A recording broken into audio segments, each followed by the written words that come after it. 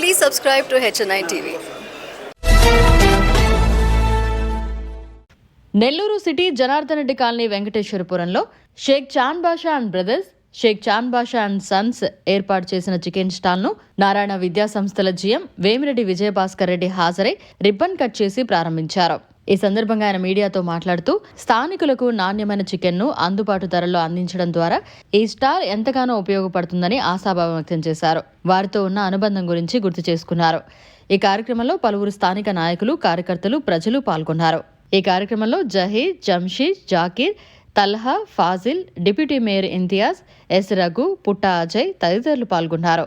నూతనంగా ప్రారంభమైన ఈ చికెన్ స్టాల్ చాలా ఉన్నత స్థాయికి ఎదగాలని ఆశించారు.